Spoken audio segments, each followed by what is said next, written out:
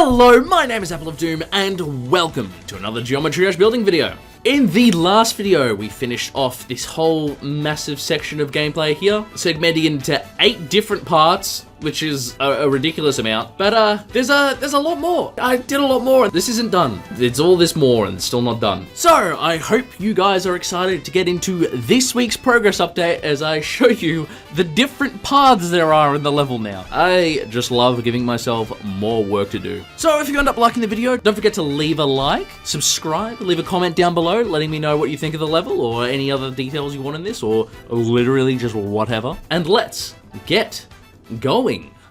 So I'm not going to start off with that for now. The first thing I actually want to show off is the opening dialogue. I had some suggestions in the comments to have it so that you can skip through it a bit faster. So if you have played a lot of visual novels or that sort of thing, you can actually click to speed up the dialogue. So like this, and it all comes up. One problem is that because I'm using a teleport trigger, it kind of plays all the sound effects at once, which is a little weird.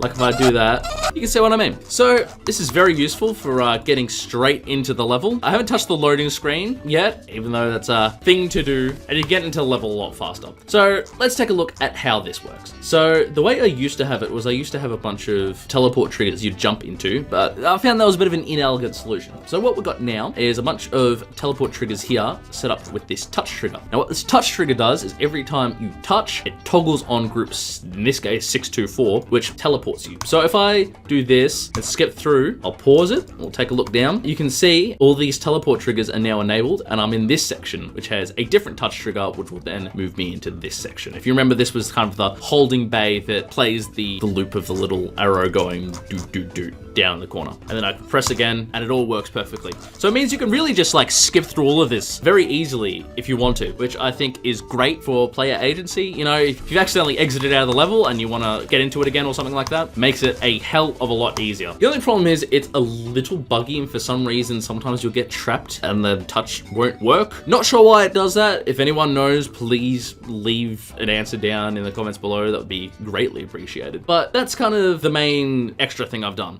Now for the main topic. I've got this path here that has this whole section, and then this path here which has this whole section. So to make it easier, I've labeled them section X, Y, and I do want to have a Z in the future. I do want to have 3 different paths, but it's been 2 weeks since I recorded the last video, and it's taken me that amount of time to finish just this. It is ridiculously time consuming. I don't know how I'm going to get this level out in time. But essentially what happens is there's this random trigger here that will randomly choose between the 2 sections and toggle them on or off. So if I go to my input seed area, it looks a little different to the last time I've showed it off. This is mainly just for debugging. You will be able to access it when I actually release the level. But for now, I've been using this to try and test out the different sections. So you can see I've got the X section enabled. I've got all of this section X 1 through to 10, which you can see in the past 3 videos actually, I've worked on sections 1 through 8, and now I've got 2 of these sections 1 through 10, which is a bit ridiculous. So if I start the level and I get up to section X, what happens is I have the song cut off and go to a different part of the song. And now we've got this dual section that'll randomize between the different duels. Well, I mean, I've set the seed to 1 for now just to show it off, but yeah,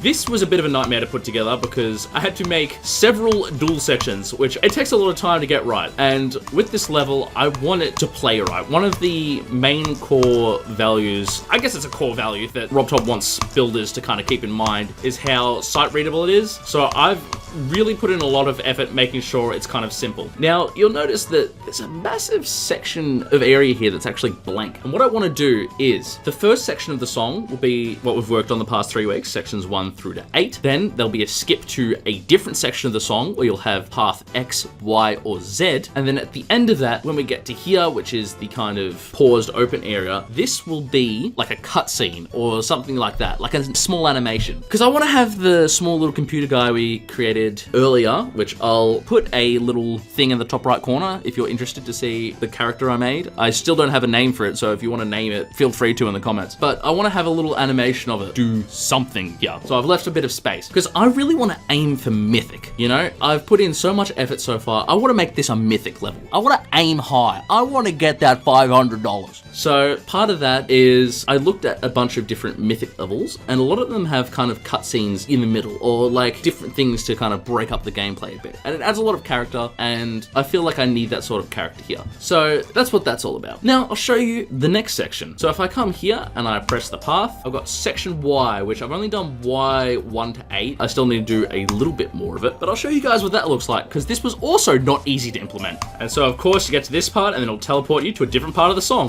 And now we've got two different players coming across the screen. This was ridiculous to try and set up, and I'll show you how I did it. So you can see it, because I've done this in the practice mode, you can see each different player teleports from side to side. So what I originally wanted to use was a teleport trigger, one of these ones, but unfortunately this only teleports player 1, which is ridiculous, because I thought you'd be able to teleport, you know, each player individually, but no, you can't. So what I had to do was, using the options trigger, have it so that the dual gravities are linked, and then unlink them as soon as you get to this point. So you can see player 1 goes through here, and player 2 gets flipped and goes through the portal. Because for some reason, these portal objects, this is the one that's separate in the build tab. So you can see you've got this one, which is like the linked one, or you've got these two, which you can set up with groups, which is what I've done. And so for some reason that works separately to each player. And so that's how I get it going across. So you've got player 1 going there, player 2 coming across, and so on and so forth. I'd originally thought it might be an interesting idea to have them randomly come out of each side, but I think it is a lot easier on the player to sight read if you've got the camera going from left to right, then right to left, and left to right, then right to left, and so on and so forth until you reach the top. And I'm really happy with how this plays. This is incredibly fun to play. Like, you'd be surprised. And you guys will get to play it in like November when the competition ends. For now, I think it's great. You'll also notice I've got these massive options triggers, and what these do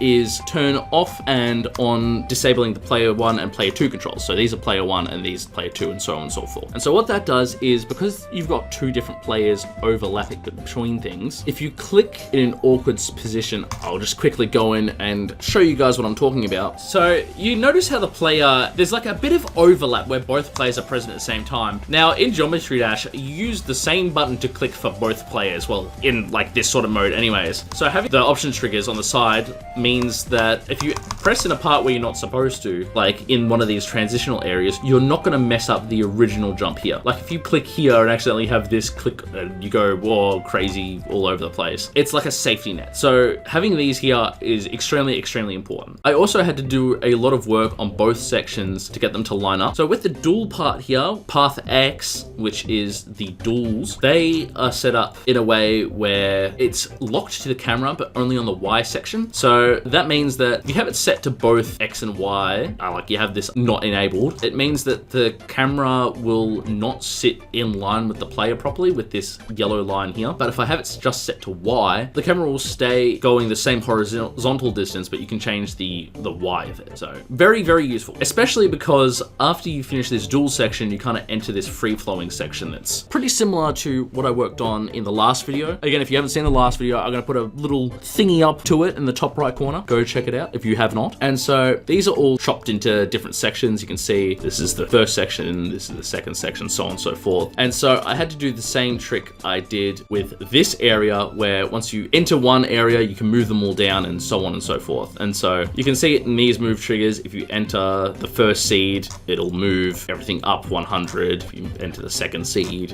move everything up 70. So that means it all lines up and it's all seamless. I want this level to be seamless, so you can't tell that it's different sections unless you play through it multiple times. And I think that's part of the novelty and the charm of it. I hope that made a lot of sense, because that was a lot of information. And so I've also done a similar thing with this whole area, where these all have different start and end positions. So each of these end positions will move up and down depending on where the exit to each of these sections is, which there's a lot of them. There's a lot of sections. And it was a pain to make them all spaced out, because I kind of have to keep all of these at a certain space between, you know, like each of them, so that they don't don't overlap and cause issues, because you don't want to be going through one thing to have a spike from the thing above it pointing into you. This was a lot of work. Not as interesting to talk about as the previous couple of weeks, which is unfortunate. I really wanted to finish off the layout before this week, but unfortunately, yeah, you can see it was a lot of work. This has been a lot of work. The level, I haven't finished the layout. It is almost at 12,000 objects. What the hell? This is going to be ridiculous. This is a ridiculous amount of work. I don't know how I'm going to get it all done.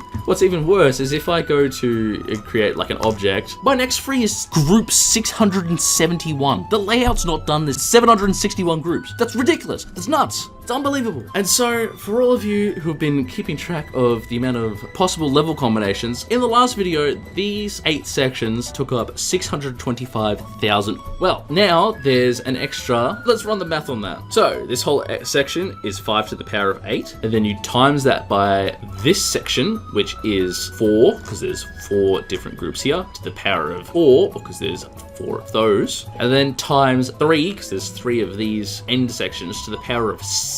That's just for path X, right? Then you gotta add path Y, which is another 5 to the power of 8, and then times that by yet another 5 to the power of 8. And in total, with all of that calculated, we have 225,487,890,625 different level combinations, and I haven't even finished the layout. That's how ridiculous this project is. So I'm hoping it'll be unique. I'm hoping you guys will enjoy it. I've been having a lot of fun working on this. Not really, it's been a bit of a pain, but like that's beside the point. And that's pretty much all I want to say about the level for this week. Now there is something I do have to show you guys. After I uploaded my 1,000 subscriber video, which I will also link in the top right. Look, we're having 3 of these. If you haven't seen this, I did a challenge video where I did only 1,000 objects for all you 1,000 subscribers, because we recently hit 1,000 subscribers, but my previous level also got rated. So this is the first rated level I've ever gotten. Unfortunately, it was not 2 stars, which is kind of funny to think about. I made a whole level based on Colin's 2-star video and it didn't get 2 stars, but hey, we take those. It's a rate regardless, and I'm sure I'll have many more in the future. I do want to make a video going over a number of different announcements I've been wanting to make, but I think I'll leave that for the future. But for now, I hope you enjoy the video. Don't forget to leave a like, subscribe, and I'll see you in the next one. Goodbye.